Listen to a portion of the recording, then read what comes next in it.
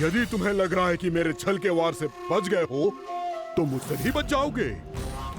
ये तुम्हारी सबसे बड़ी भूल है कृष्ण। मेरे पास बहुत सारे मायावी अस्त्र हैं जो क्षण भर में ही तुम्हें विष्णु लोक पहुंचा देंगे। तो फिर प्रतीक्षा क्यों करा रहे हो? बालक, मैं परिहास नहीं कर रहा हूँ। मुझे पता है, तभी तो कह रहा हूँ शीघ्र दिखाओ ना।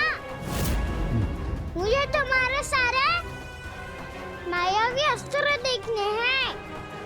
कैसे बालक हो तुम? मैं यहाँ खेल दिखाने नहीं आया हूँ। तो समय व्यर्थ क्यों कर रहे हो ब्रह्मासुर? जो करने आए हो वो ही करो ना। अब देखो कैसे तुम्हारे प्राण एक ही वार में इस देह का साथ छोड़कर उड़ जाएंगे। मेरी मायावी अग्नि तुम्हारे भोले भाले से इस मुख को जलाकर भस्म कर देगी।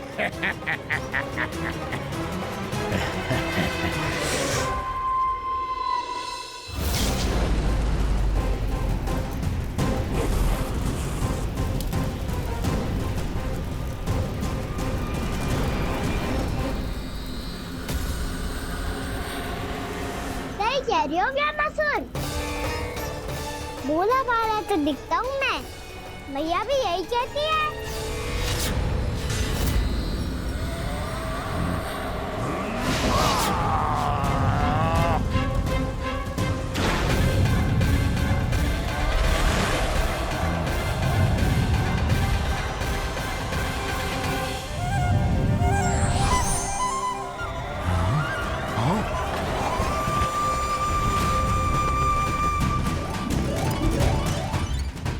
आसन को उपहार देने के लिए बहुत बहुत धन्यवाद ब्रह्मासुर। बहुत समय से खड़े खड़े थक गया था मैं।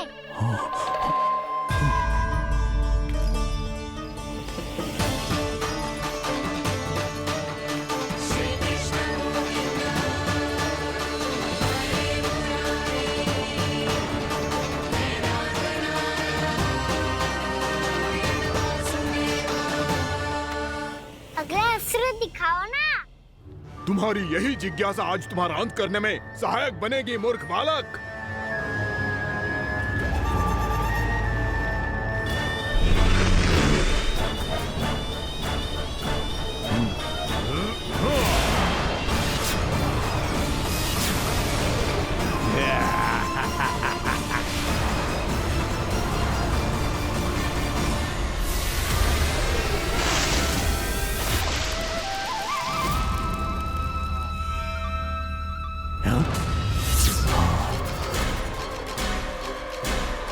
अच्छा, पर प्रक्षालन करना चाहती थे तो पहले क्यों नहीं बताया? मुस्कुराना बंद करो। तुम्हारी ये हंसी मुझे कांटों की तरह चुभ रही है। पर मैया तो कहती है कि मेरी मुस्कुराहट फूलों की तरह है।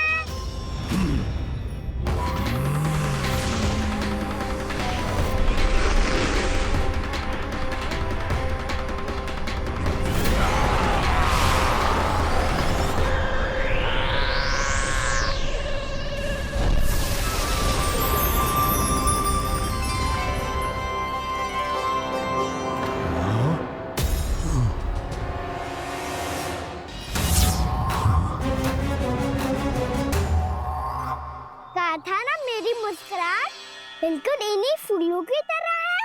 और तुम कर क्या रहे हो मास्टर? कभी आसन दे रहे हो, कभी पद प्रक्षालन कर रहे हो और अब फूल भी चढ़ा दिए। तुम मुझ पे वार करने आए हो कि पूजा करने? तुम्हारी पूजा तो मैं अब ऐसी करूंगा कि तुम मृत्यु के बाद भी मुझे भूल नहीं पाओगे बालक।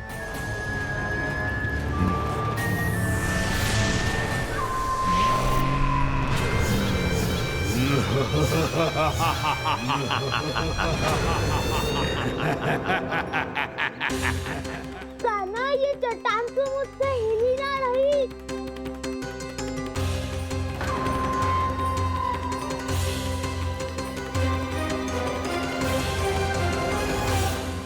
अभी कंदरा के अंदर कुछ क्षणों में ही प्राण वायु समाप्त हो जाएंगे।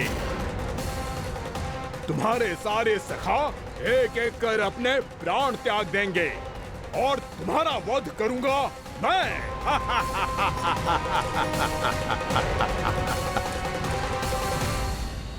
अरे सब जन बच के रहना। छलिया आया हुआ है वृंदावन में। क्या हुआ? अरे छलिया आ गया है। वृंदावन में मायावी छलिया। अरे क्या हुआ? कौन छलिया? मायावी छलिया सबको छलता है वो। हाँ, कुछ भी कर सके है वो। बहुत भयानक। अरे भानु ठहर जरा, क्या हुआ? बहुत भयानक है वो, बच के रहना सब लोग। अरे भेष बदल ले तो है वो। हाँ। क्या हुआ? छलिया है वो। अरे पूरी बात तो बताओ।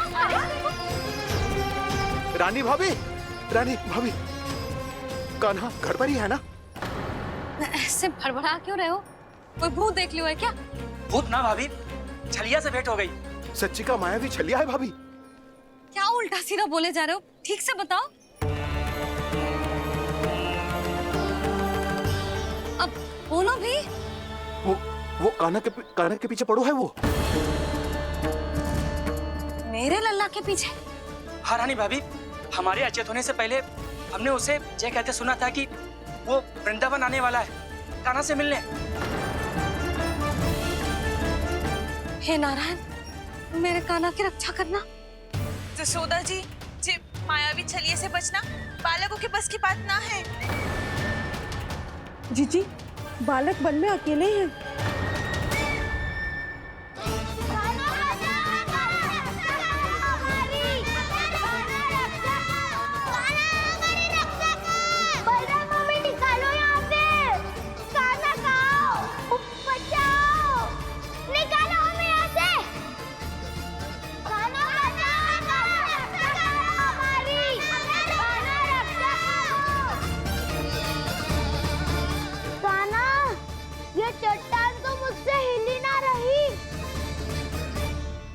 यदि मैं माया का स्वामी हूँ तो आप भी बल के स्वामी हो।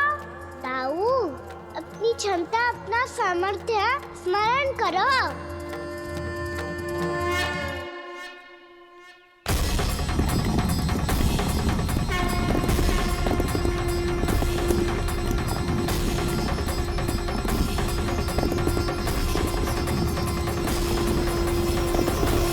इससे पहले कि वो कंदरा का द्वार खोल के तुम्हारे सखाओं को बाहर निकाले, मैं तुम्हारे प्राण ले लूंगा कृष्ण।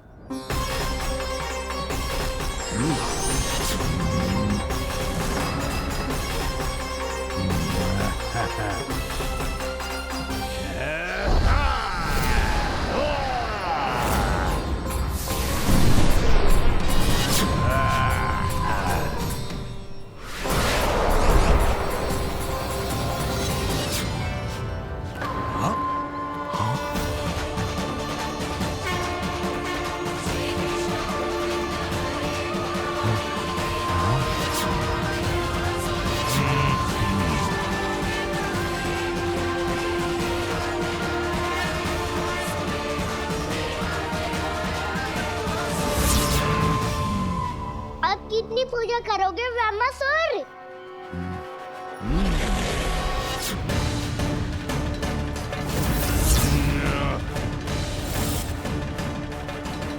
प्रभु तो खेल खिला रहे हैं इससे, और ये खेले जा रहा है विवश होकर, उनकी माया से बाध्य होकर।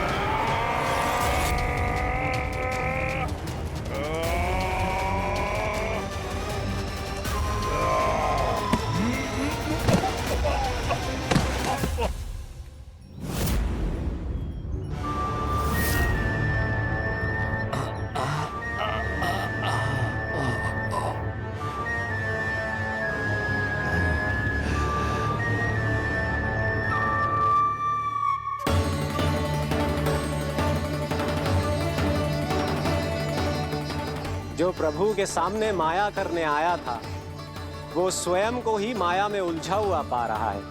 नारायण नारायण। लो, अब तो तुमने दंडवत प्रणाम भी कर लिया, माया भी कथा भी उपहार में दे दी। तुम चाहते क्या हो वामासुर? मेरी शरण में आना है क्या?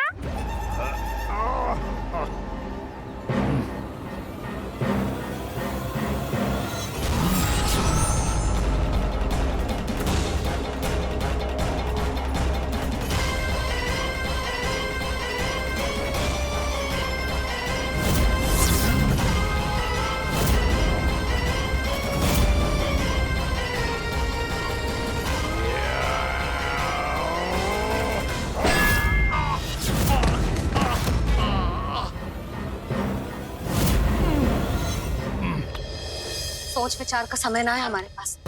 अपने बालकों की रक्षा के लिए इसी क्षण में निकलना होगा। और वो छलिया किसी का भी रूप धारण कर सकते हो। सुलक्षणा तेरा, शांति तेरा या मेरा, किसी का भी रूप धारण करके हमें भ्रमित कर सकते हो। इसीलिए हमें सतर्क रहना होगा। समझ आई? चलो।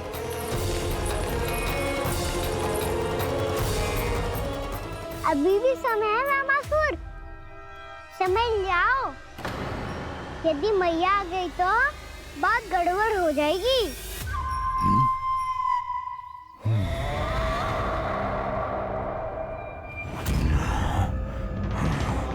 मुझसे झूठ का कोई लाभ नहीं होगा। वामासुर, स्मरण करो तुम कौन हो। मायासुर का पुत्र हूँ मैं, अपने स्वामी महाराज कंस का सेवक हूँ, और तुम्हारा हूँ मैं काल।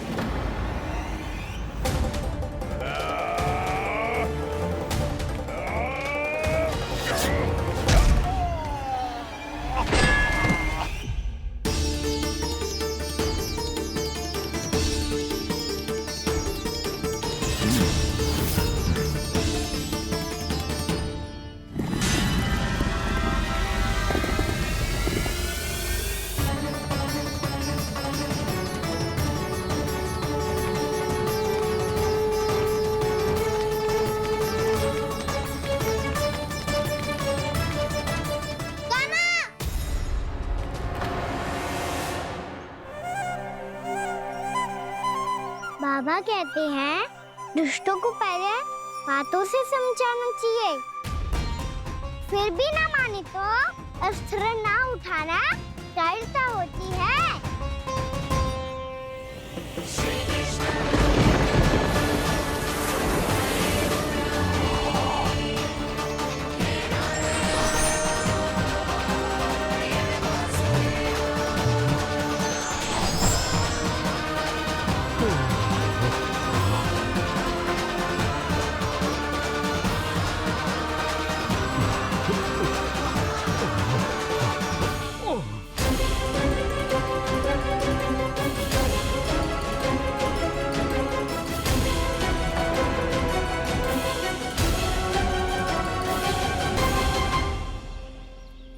पता था मुझे, अपने बाबा के स्वरूप को हानि नहीं पहुंचाओगे। सही कही तुमने। पिता की छवि ही पिता के समान भी आनंदीय होती है। वामासुर, वामासुर। ये मैं अपने वास्तविक रूप में कैसे आ गया?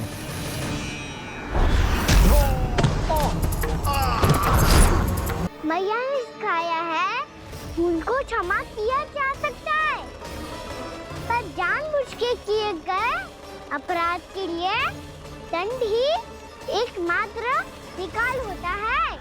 ये बार बार अपनी मैया का नाम ले रहा है। यदि मैं वो स्वरूप लूं तो अपनी मैया पर वार नहीं कर पाएगा ये।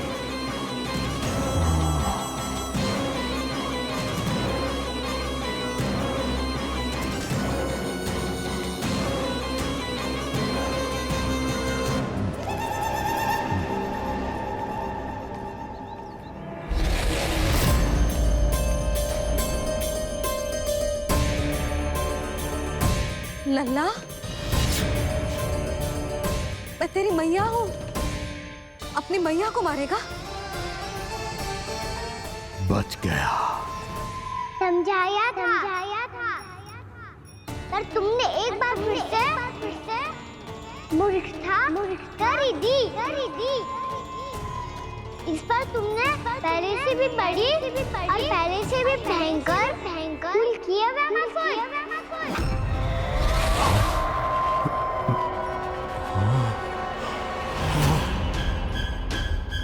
ये क्या हो रहा है मुझे? बार बार मेरा रूप क्यों बदल रहा है? ममता को समझे बिना अधिक समय तक मैया का स्वरूप हरण करके नहीं रख पाओगे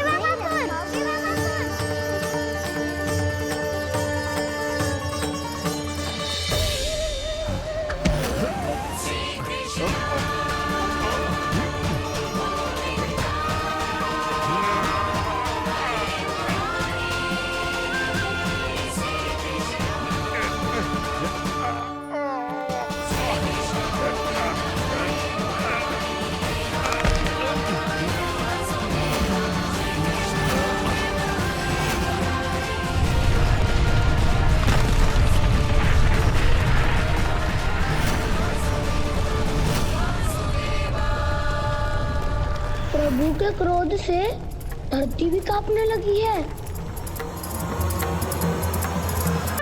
मारने के उद्देश्य से एक माँ का रूप लिया तुमने।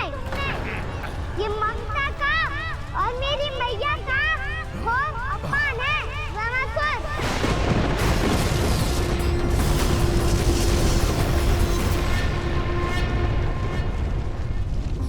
इससे पहले इस असुर के कारण निर्दोष प्राणियों का कोई अहित हो, मुझे कुछ करना होगा। यदि मैं माया का स्वामी हूँ तो आप भी बल के स्वामी हो। दाऊ, अपनी क्षमता अपना सामर्थ्य स्मरण करो।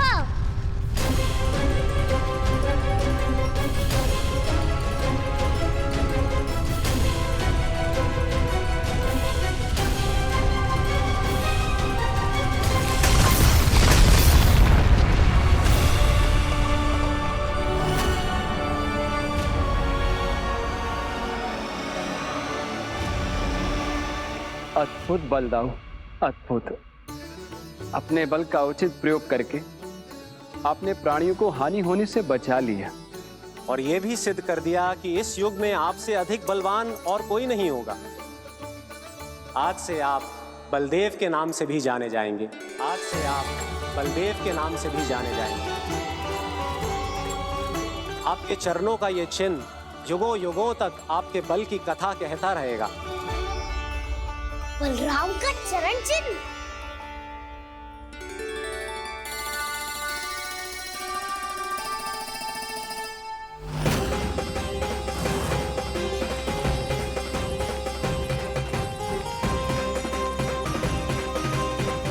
मेरी माया से आज तक कोई नहीं बच पाया है। एक बार मुझे छोड़कर देखो, फिर पता चलेगा कि मैं हूँ कौन। पहले ये तो देख लो कि मैं कौन हूँ।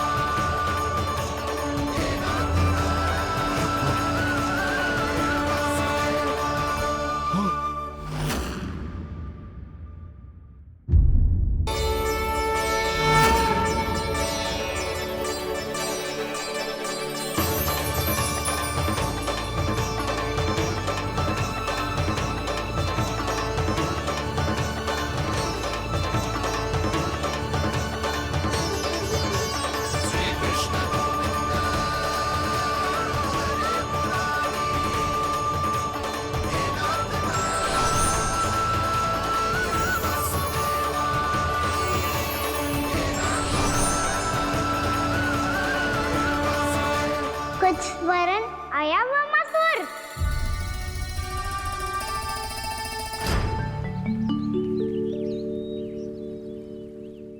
बहुत समय पहले की बात है। बहुत बड़े घुमाकर राज करते थे तुम। तुम्हें महान राजा भीमम के नाम से जाना जाता था।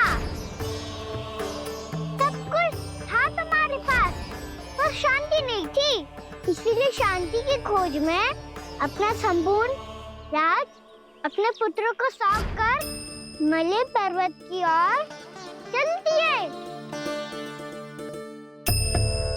अनेक वर्षों की तपस्या के बाद तुम्हारे तप की कीर्ति चारों ओर फैलने लगी और फिर सच्चे तपस्वी के रूप में तुम्हारी ख्याति से प्रभावित होकर महर्षि उलट तुमसे भेंट करने आए। राजा भीमरथ, आपने ईश्वर की प्राप्ति के लिए सब कुछ छोड़ दिया, पर अपना अभिमान नहीं छोड़ पाए। इसीलिए मेरे आगमन पर सम्मान के साथ खड़ा होना तो दूर, मेरा अभिवादन भी नहीं किया। अभिमान तपस्वी का गुण नहीं होता है राजन, अभिमान राक्षसी गुण है। इसलिए मैं आपको श्राप देता हूँ कि आप अगले जन्म में एक राक्षस के रूप में जन्म लेंगे, एक राक्षस के रूप में जन्म लेंगे। मुझे क्षमा कर दीजिए महर्षि, मैंने जानबूझकर आपका अपमान नहीं किया है।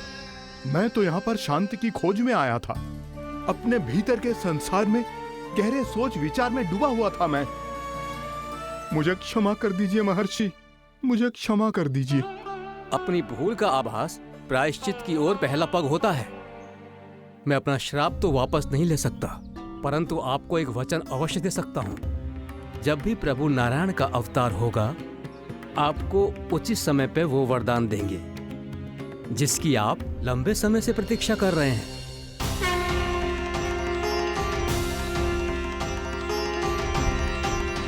प्रभु, आपने मेरी आंखें खोल दी। अब मुझे पता चल गया है कि आप कौन हैं और मैं कौन हूँ। इसलिए आप मुझ पर कृपा करके अपने चरणों में स्थान दे दीजिए। मुझे वो शांति प्रदान कीजिए जिसकी खोज में मैं वर्षों से भटक रहा हूँ। शांति तो मोक्ष में ही है, इसीलिए मैं तुम्हें मोक्ष का वरदान देता हूँ।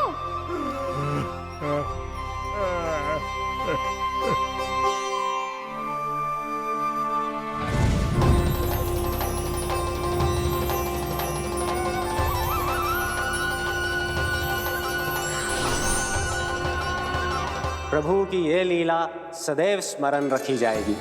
इस स्थान को इनका आशीर्वाद मिलेगा और इस कंदरा को व्योमासुर की कंदरा के रूप में पहचाना जाएगा। भविष्य में अनेक ऋषि मुनियों की शरण स्थली बनेगी ये कंदरा। ये कोई साधारण बालक ना है। ऐसा चमत्कार कोई साधारण बालक थोड़ी ना कर सकते है। तुम सत्य कह रहे थे बलराम, गाना सच्ची में भगवान ही है। तभी तो सब देवता इसे बसाने और इसकी ओर से युद्ध करने आते हैं। तुम सब ऐसे आंखें फाड़ के क्यों देख रहे हो मुझे?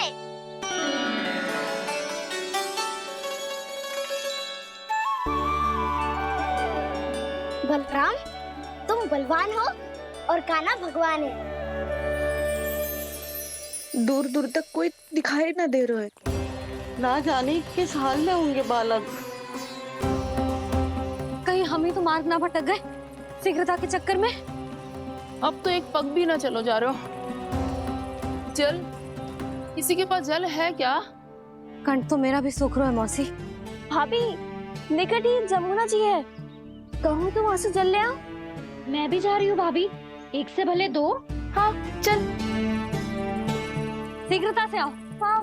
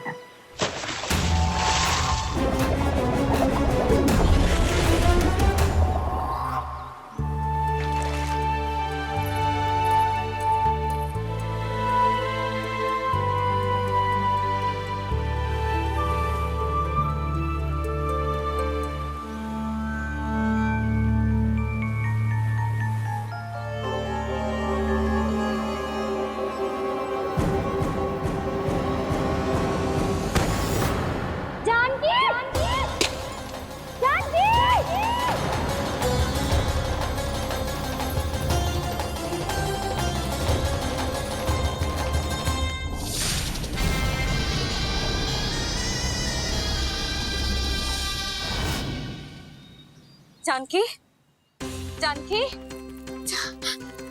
क्या होगा इसे? देखो ना जी, अब छलिया की सूचना मिलते ही हम सब बालकों को ढूंढने चली गई और ढूंढते ढूंढते सबको बहुत प्यास लगी आई जी। तो जानकी जमुना जी की नदी से जल लेने गई और उसने जमुना जी का पानी पिया और उसकी जेदशा हो गई। बालक कहाँ है? वो ठीक तो है ना? ऊपर ऊपर से सब ठीक है, पर भीतर से बहुत भयभीत है सब। जानकी तो बिल्कुल नीली पड़ गई है। लग तो है विष फैल गया है इसको पूरे तन में। मथुरा के सर्वश्रेष्ठ विदेह जी को बुलाया गो है उसके उपचार के लिए।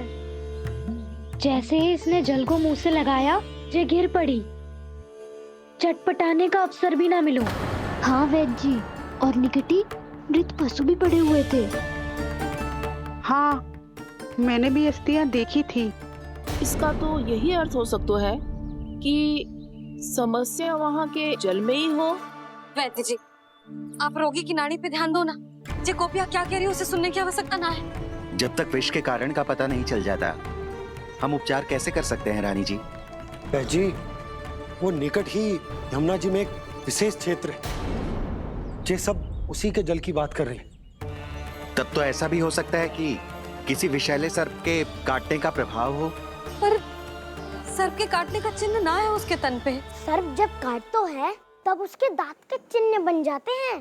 मुझे पता है, बड़े बड़े सर्प को काटते हुए देखो है मैंने। एक दिन अब बस कर उज्जवल, ये बड़ी बड़ी हाँकने का समय ना है। पर यदि सर्प ने ना काटा है, फिर जानकी की ये दशा किसने की? अवश्य किसी राक्षस ने की होगी। नाना, कोई विषैला पशु भी तो हो सकता है। यह अवश्य किसी महाविषैले सर्प के विष से हुआ है। सर्प ने भले ना काटा हो, लेकिन यह अवश्य ही किसी महाविषैले सर्प के विष के कारण हुआ है। कालिया नाग। कालिया नाग?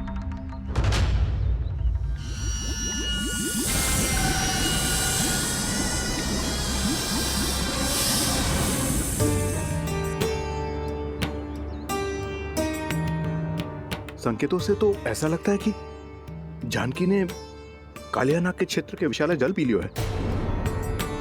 कालिया नाग एक लोक सुरती है, कल्पना में गढ़ी हुई एक कथा, और कछु ना है। हमें जाके पता लगाना पड़ेगा। पर हमें वहां जाने से मना क्यों है ना बड़ों ने? उज्जवल सही कह रहे हो है। इस समय जानकी के स्वार्थ से अधिक महत्वपूर्ण और कछु ना है। जानकी हमारे लिए ही जलाने गई थी जी। ना मैं उसे जाने देती ना जैसा वो तो। वैद्य जी, आप शीघ्र कछु करो, कैसे भी कछु भी करो, पर इसके प्राण बचा लो। यशोदा, धैर्य रखो, श्री नारायण पर विश्वास रखो, वो सब ठीक कर देंगे।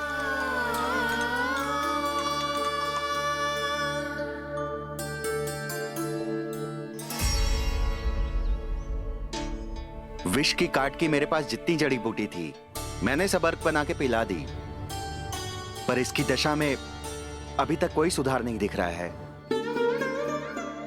यह अंतिम जड़ी बूटी है। अगर इससे भी चमत्कार नहीं हुआ, तो फिर जो नारायण की इच्छा।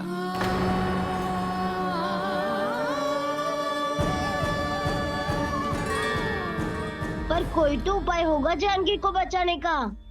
कान्हा, यदि तुझे किसी औषधि के बारे में पता है, हमें बता दे, हम जाके ले आएंगे।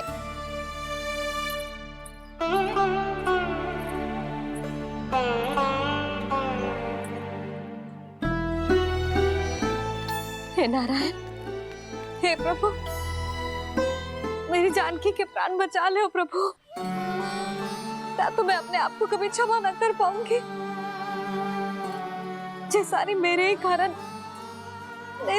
बनाई थी। उसकी रक्षा करो प्रभु, मेरी पुकार सुनो। कान्हा, तूने हमें वत्सासुर से बचाया था ना? और बकासुर से भी तो। और छलिया से भी तो तूने ही बचाया था ना हमें। क्या ऐसा कोई उपाय ना है जानकी को बचाने का? धनवंतरी,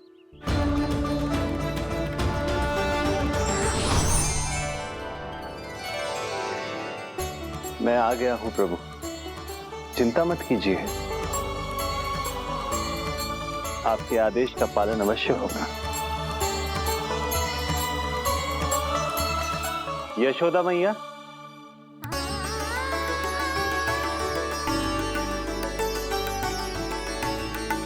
मैया आपको कोई पुकार रहा है।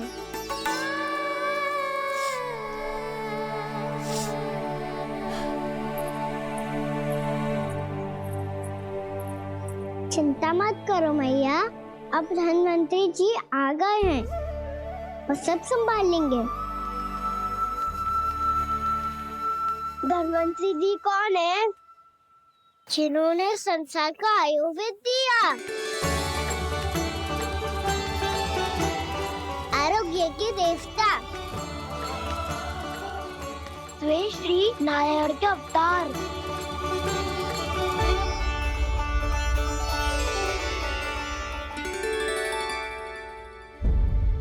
मुझे पता चला है कि आपको वेद की आवश्यकता है। हाँ हाँ, भीतर आइए। आइए आइए बैठे जी। जी रहे। मथुरा का सर्वश्रेष्ठ वैद्य अर्थात मैं यहाँ आ चुका हूँ और रोगी को जितनी औषधि की आवश्यकता थी सब दे चुका हूँ। निश्चित रूप से आपने विष की काट के लिए बहुत ही उत्तम अर्क तैयार किया है, इसीलिए किसी और वैद्य की आवश्यकता नहीं है। किंतु आप अकेले कितना कुछ करेंगे वैद्यराज, मुझे अपना सहायक ही बना लीजिए। पर जो करना था मैं पहले ही कर चुका हूँ। हाँ, वो तो आप कर चुके हैं, बस रोगी के तन से विष निकालना शेष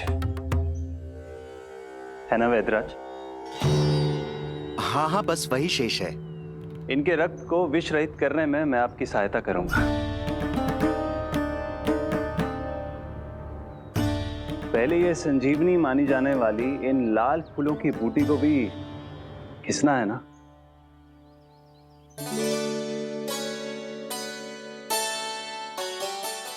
हाँ हाँ, तुम सही कह रहे हो, इसे अच्छे से घिसो।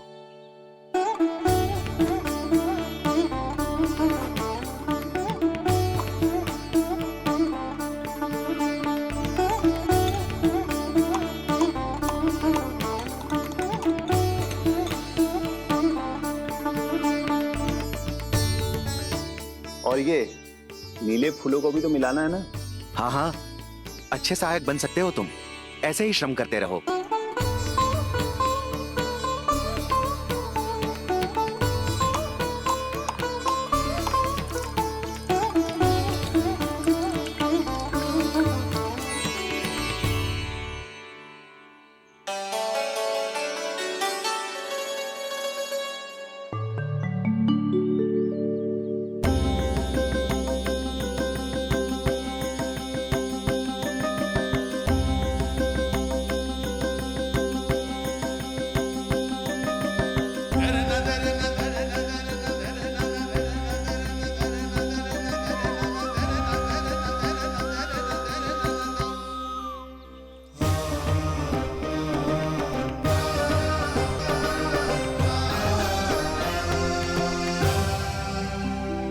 जानकी स्वस्थ तो हो जाएगी ना धनवंतरी जी?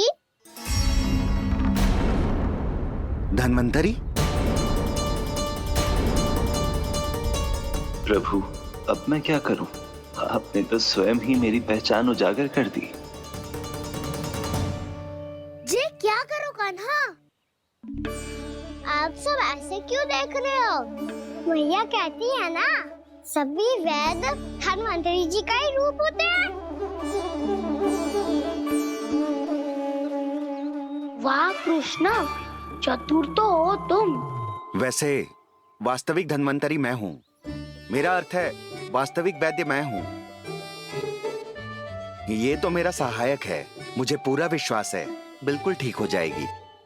वैसे ही थोड़े ना मुझे मथुरा का सर्वश्रेष्ठ वैद्य कहते हैं लोग।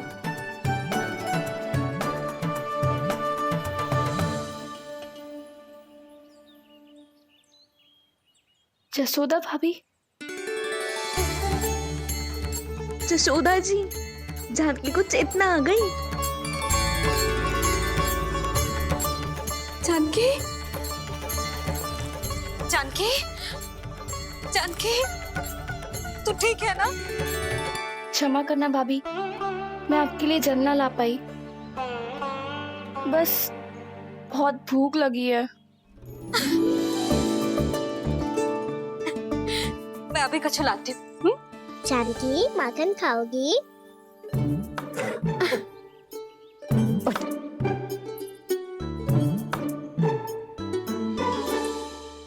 आजा, तू ही खिला दे लल्ला।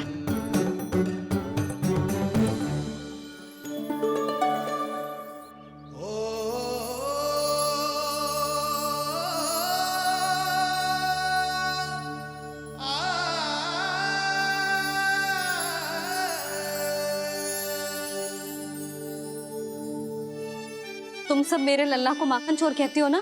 आज देखो, अपना ही माखन जानकी को खिला रहे हो।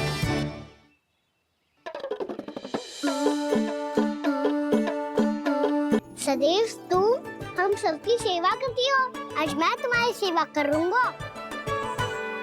जानकी की जिज्ञासा तब हुई जब जय यशोदा काकी की सेवा कर रही थी, और अब देखो स्वयं भगवान ही इसकी सेवा कर रहे हैं।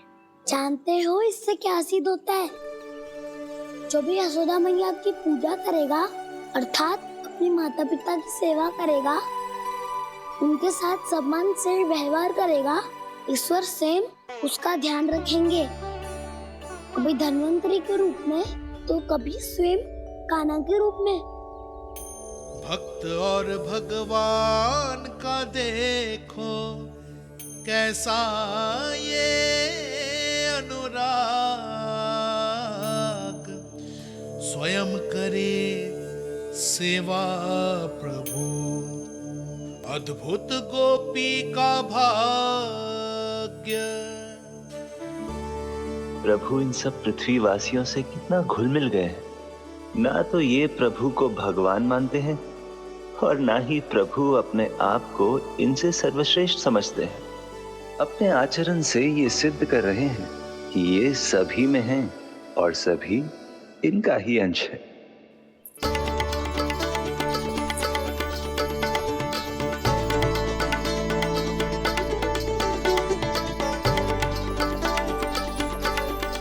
प्रभु, अब मुझे जाने की आज्ञा दीजिए।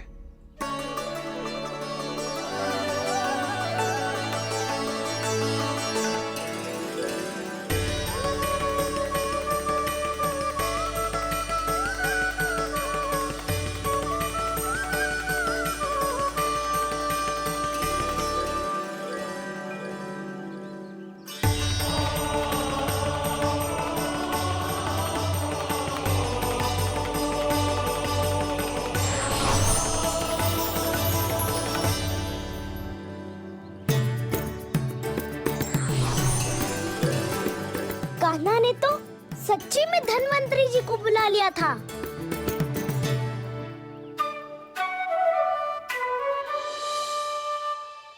जब से कान्हा का जन्म हुआ है ना, मैं तब से देख रही हूँ, तब से हम पे कोई भी संकट आती है ना, तो अचानक से कोई अपरिचित हमारी सहायता करने आ जाता है, और जाते समय कान्हा की आज्ञा लेके जाते है, और कभी कभी तो इसे प्रभु बोल के जाते है। बाबा संभालो।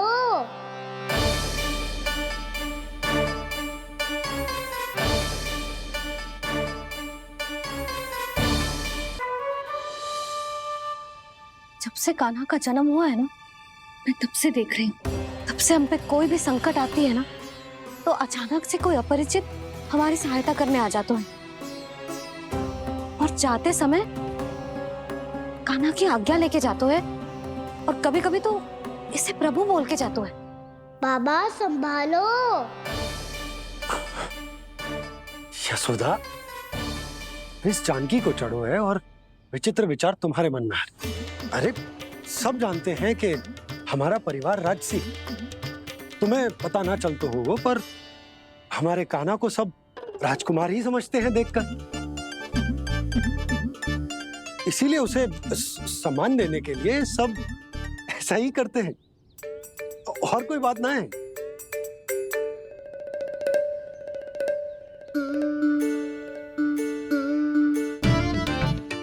अब जे मेरे लल्ला को ऐसे क्यों घूर रहे हैं?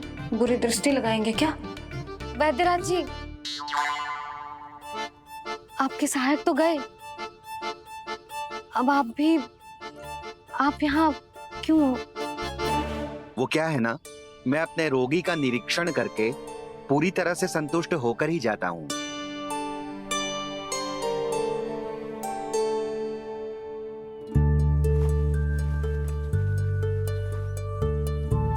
हाँ, संकेत तो अच्छे हैं, कल सुबह तक बिल्कुल ठीक हो जाएगी।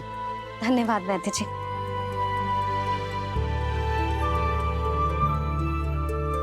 बस तो फिर हम कल पकड़न पकड़ाई खेलेंगे जानकी।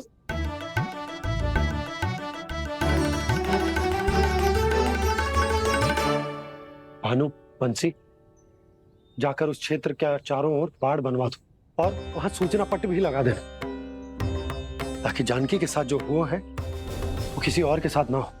शीघ्र जाओ। जी ठीक है।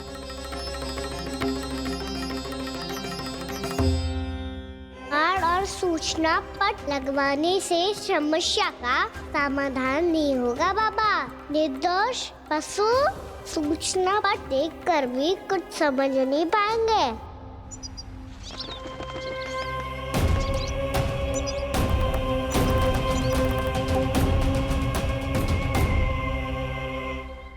तो तुम्हारे कहने का अर्थ यह है कि व्योमासुर मारा जा चुका है और वो बालक अब भी जीवित है।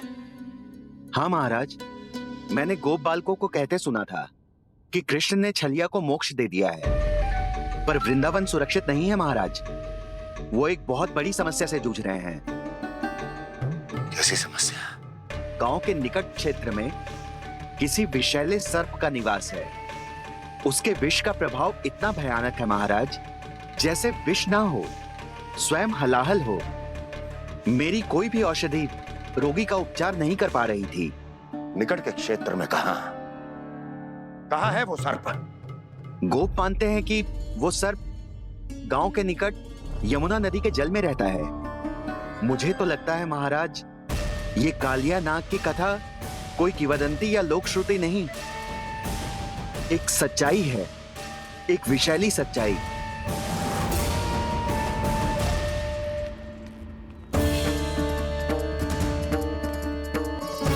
कालिया का सामना करने का समय आ गया है, पर उससे पहले मुझे बुलाना होगा उन्हें।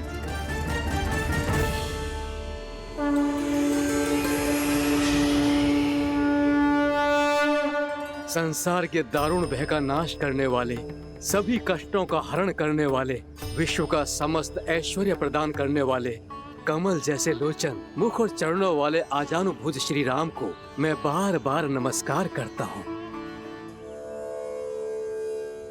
आपदामपहर्तारं दातारं सर्व संपदाम लोकाभिरामं श्री रामम भूयो भूयो नमाम्यहम्। कागभूषोंडी, कागभूषोंडी, कागभूषोंडी। प्रभु क्षमा करें, मुझे जाना होगा।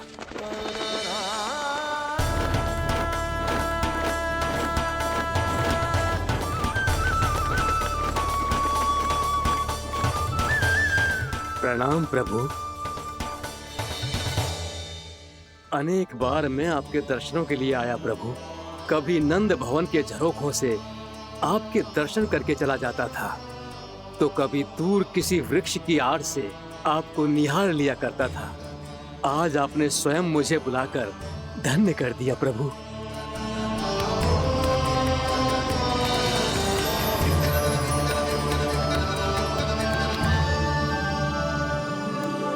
मैंने आपको यहाँ एक विशेष कारण से बुलाया है। आपके श्राप से इस कालिया नाग को मुक्त करने का समय आ गया है। ये तो बहुत ही उत्तम समाचार है प्रभु। इतने वर्ष बीत गए, मुझे आज भी स्मरण है वो दिन जब मैंने उन्हें श्राप दिया था। अपने क्रोध पर नियंत्रण खोकर बहुत बड़ी भूल कर दी थी मैंने प्रभु। बीती हुई घटनाओं पर दुखी होके कोई लाभ नहीं है। हमें भविष्य की ओर देखना होगा।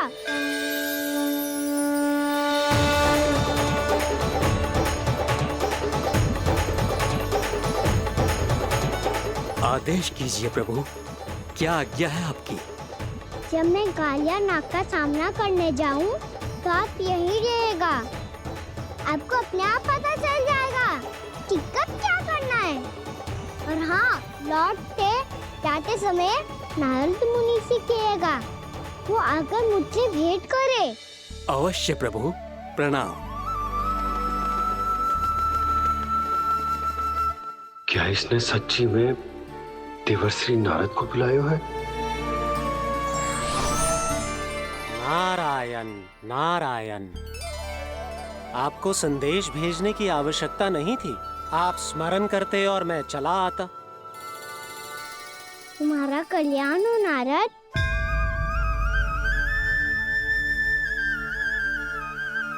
मैंने तुम्हें एक विशेष कार्य के लिए बुलाया है। आज्ञा दीजिए प्रभु। तुम्हें एक बार फिर कंस से भेंट करनी होगी। विचार कीजिए महाराज, क्या आप बिना किसी शंका के कह सकते हैं कि कौन सी पंखुड़ी पहली है और कौन सी 8वीं? उस दुष्ट से भेंट करना स्वयं कीचड़ में उतरने के समान है प्रभु। कमल पुष्प प्राप्त करना हो तो कीचड़ में उतरना पड़ता है नारद। आपका आदेश तो मैं स्वप्न में भी नहीं टाल सकता प्रभु। कंस कालिया नाग के बारे में जान गया है, पर वो उसका सामना करने का साहस नहीं कर पाएगा। मैं आतुर हूँ प्राप्ति, मूर्ख नहीं। मेरी बुद्धि फिर नहीं गई है। मैं स्वयं उस कालिया जैसे महाविषैले सर्प के सामने खड़ा हो जाऊं और अपने ही काल को आमंत्रित कर लूं। तो फिर अपने लाभ के लिए उसका प्रयोग करने का कोई और उपाय सोचिए स्वामी। कुछ ऐसा कीजिए कि यमुना नदी का पूरा जल विषैला हो जाए और वृंदावन वासी उसका उपयोग करे, और आपका काल कहलाने वाला वो बालक स्वयं काल के गाल में चला जाए।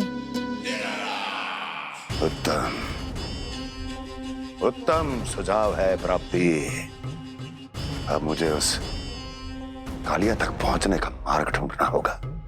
उसको विवश करने का कोई उपाय ढूंढना होगा, क्योंकि व्यक्तिगत रूप से उससे भेंट करना असंभव है। असंभव। आप सही कह रहे हैं प्रभु। कंस में उतना सामर्थ्य नहीं कि वो कालिया नाग का सामना स्वयं कर सके। वैसे तो कालिया गरुड़ देव का भी सम्मान नहीं करता, तो फिर वो कंस का सम्मान क्यों करेगा भला?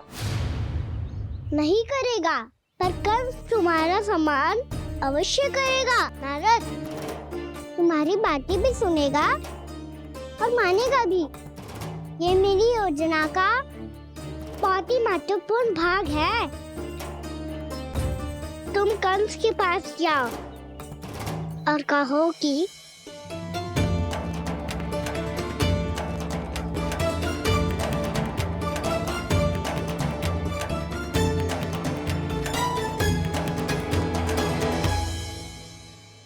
संतान अपने माता पिता को तीर्थ का सौभाग्य दिलाती, और मेरा लल्ला कितना महान कि उसने हमारे घर को ही तीर्थ बना दिया। ऐसा तीर्थ जहां मेरी आंखों के सामने भक्त और भगवान का मिलन हो रहा है। जो आज्ञा प्रभु।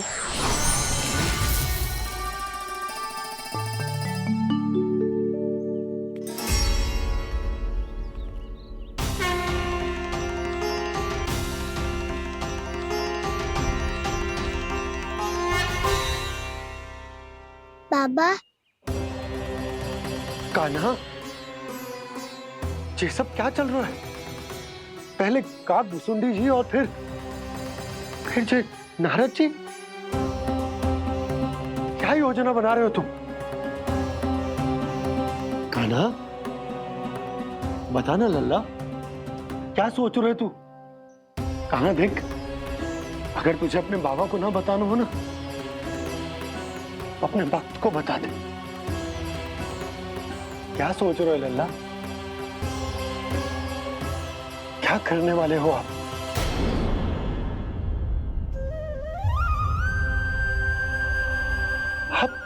आप इतने दुखी क्यों हो? खाना खाना क्या होगा? क्योंकि मुझे आभास हो गया है बाबा, समय आने वाला है। कौन सा समय आने वाला है लल्ला? इसीलिए सब कुछ बदलने वाला है। भैया को मेरा सत्य पता चल जाएगा बाबा।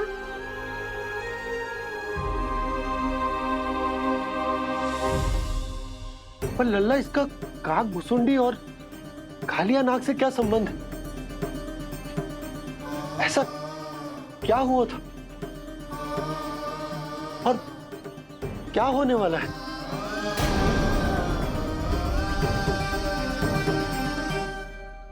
जो होने वाला है बाबा, उसका संबंध उससे है जो सैकड़ों वर्ष पहले हुआ था। महर्षि भृगु के एक वंशज थे वेद शिरा मुनि, जो विंध्याचल की पहाड़ियों में साधना कर रहे थे। तभी वहाँ अश्वशिरा नाम के एक दूसरे मुनि आमंत्रण के बिना ही आ गए। कितना सुंदर और शांतिपूर्ण आश्रम है। यहाँ प्रभु की साधना करने में बहुत आनंद आएगा। शीघ्र ही अश्वशिरा मुनि उपस्थिति के कारण होने वाले व्यवधान से बाध्य होकर वेद शिरा मुनि ने अपनी आंखें खोली। कौन हो तुम और यहाँ क्या कर रहे हो? आपके आश्रम में बहुत शांति है मुनिवर। साधना करने के लिए बहुत ही उत्तम स्थान है ये। मैं चाहता हूँ कि मैं भी यहाँ। आप यहाँ साधना करना चाहते हैं, लेकिन इतना भी नहीं जानते कि किसी के आश्रम में प्रवेश करने से पहले उसकी आज्ञा लेनी चाहिए। आप ये भी नहीं जानते कि यदि कोई यज्ञ कर रहा हो तो बिना अनुमति के वहाँ प्रवेश करने से उसकी यज्ञ साधना भंग हो सकती है। आप क्या साधना करेंगे मुनि? आप तो साधना के योग्य ही नहीं हैं। इतना अपमान! एक मुनि के मुख से इतने कड़वे शब्द शोभा नहीं देते। मैं तुम्हें श्राप देता हूँ, जितनी विषैली तुम्हारी जिह्वा है उतने ही विषैले सर्प बन जाओ तुम। और ऐसा सर्प जो सांस भी ले तो निकट का वातावरण दूषित हो जाए। तुम्हारे इस दुस्साहस के लिए मैं तुम्हें श्राप देता हूँ कि तुम अभी इसी क्षण कौवा बन जाओ, और ऐसा कौवा जो कांव कांव करके अनर्गल प्रलाप करता रहे।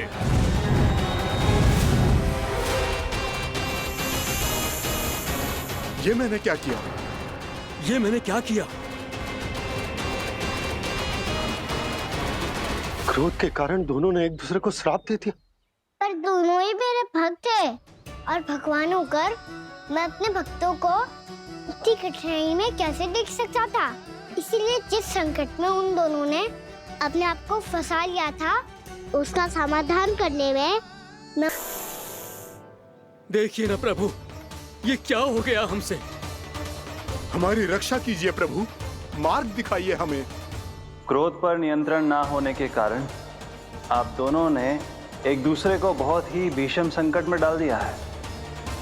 अब दोनों ही तपस्वी, तप के बल से दिए गए आपके श्राप को लौटाना भी संभव नहीं है। प्रभु कोई तो उपाय होगा, हम आपके शरण में हैं प्रभु। अपराध तो हमसे हुआ है प्रभु, पर अब आपसे ही आशा है। कुछ ऐसा कीजिए भक्त वत्सल, जिससे हम दोनों के श्राप का प्रभाव कुछ कम हो जाए। आप दोनों ही मेरे भक्त हैं, इसीलिए आपकी पीड़ा का निवारण करने का एक उपाय है मेरे पास। वेद शिरा मुनि, जब आप कालिया नाग बनेंगे तो आपको मेरे चरणों को अपने शीश पर धारण करने का सौभाग्य मिलेगा। और अश्व शिरा मुनि, आप काग योनि होने के बाद भी आप श्रेष्ठतम ज्ञान और सर्वाधिक यौगिक सिद्धियों के स्वामी होंगे और प्रवचन दिया करेंगे। इसके बाद अश्वशिरा मुनि काक भुसुंडी बन गए, जिन्होंने आगे चलकर सेम गरुड़ देव को रामायण सुनाई। और मुनि वेद शिरा महर्षि कश्यप और देवी कैकेयी के पुत्र कालिया नाग बनकर जल में। और अब वही कालिया नाग जमुना जी में, जिनके कारण जानकी के प्राण लगभग चले ही गए थे। अब कालिया नाग को उचित स्थान पर भेजने का समय आ गया है बाबा। पर ये तो अच्छी बात है कान्हा, वेद सिरा मुनि को दिया हुआ तुम्हारा वचन भी पूरा हो जाएगा, जमुना जी की शुद्धि भी हो जाएगी। इस सब के बाद भी तुम दुखी क्यों हो? क्योंकि इसके बाद मैया के सामने मेरा रहस्य खुल जाएगा बाबा। उन्हें पता चल जाएगा कि उनका बालक कोई साधारण बालक ना है। भविष्य में जो होने वाला है उसे सबके सामने घटने से रोकना मेरे लिए भी संभव ना होगा। मैया को सब पता चल जाएगा। क्या पता चल जाएगा रे मुझे?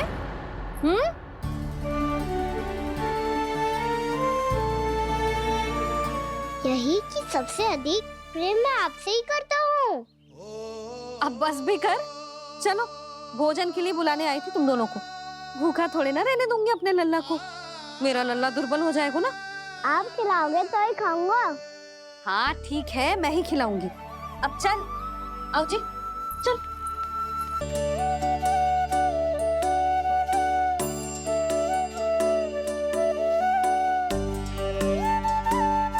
मैया खेलो ना मेरे साथ। मैया सुनो ना, मेरी बात ना मानोगी? अभी बहुत कार्य पड़े लल्ला, देख जानकी को औषधि भी देने जानो है ना। औषधि मैं दे दूंगा, फिर तो खेलोगी ना आप मेरे साथ? पिछले कुछ दिनों से अपनी मैया का अधिक से अधिक प्रेम पाने का प्रयास करो है कान्हा। इसका तो एक ही अर्थ हो सकता है कि कछु बहुत बड़ो होने वालो है। कान्हा रुक जा लल्ला। कान्हा क्यों तंग कर रहा है? मैया को पहन लेना। कान्हा, कान्हा, ये क्या करो तूने?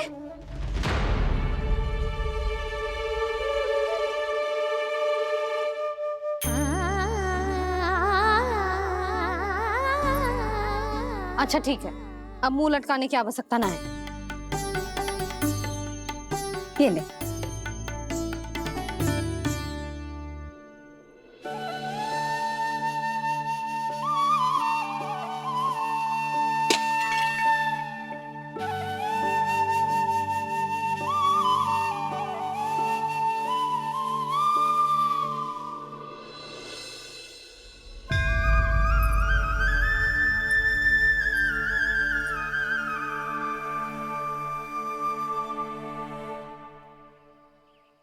तंग करे मैया को खिजाए, खेले रूठे मनाए,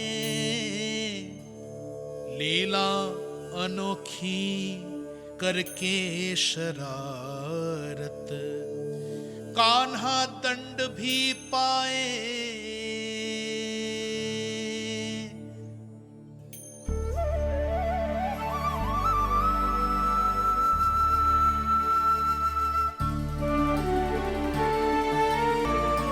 रूठना मनाना, खेलना खिलाना, पहले शरारत करके क्रोध दिलाना और फिर क्षमा मांग लेना,